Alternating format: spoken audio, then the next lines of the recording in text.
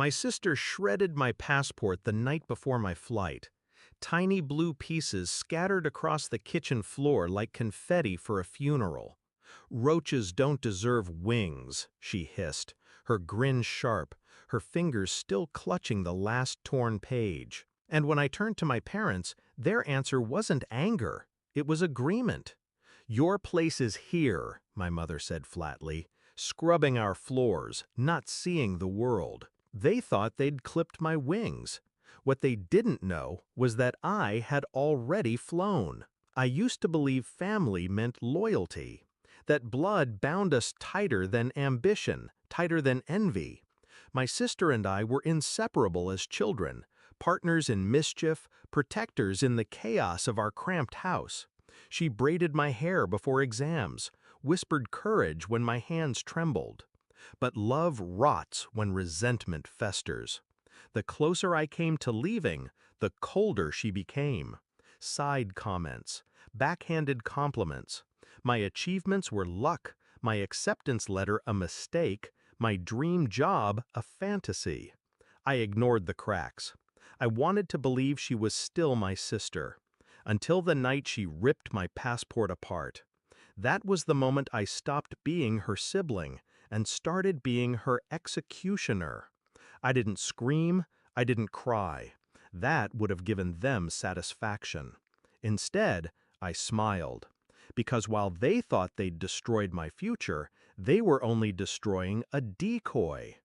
The real passport, the one stamped with my work visa, was already in a safe box at the bank.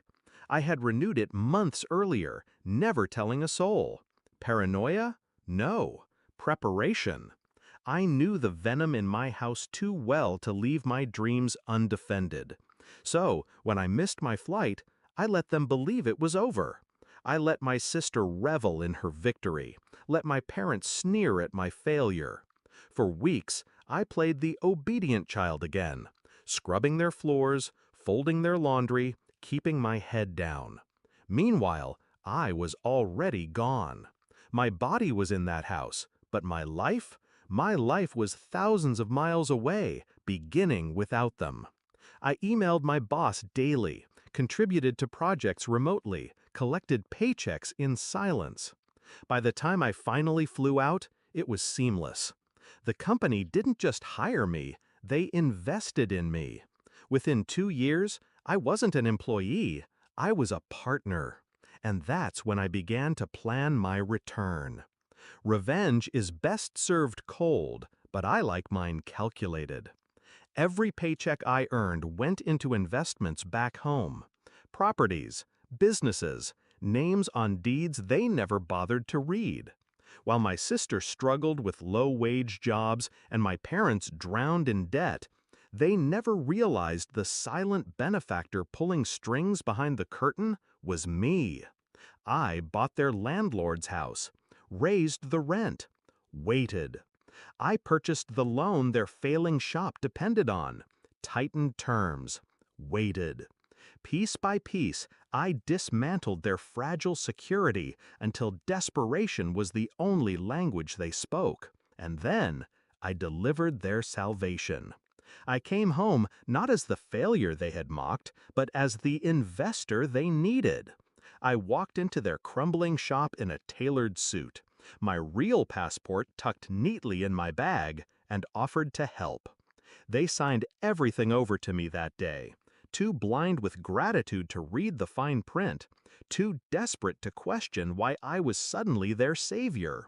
And in that moment, the same family who told me my place was scrubbing floors, unknowingly handed me the deed to their cage.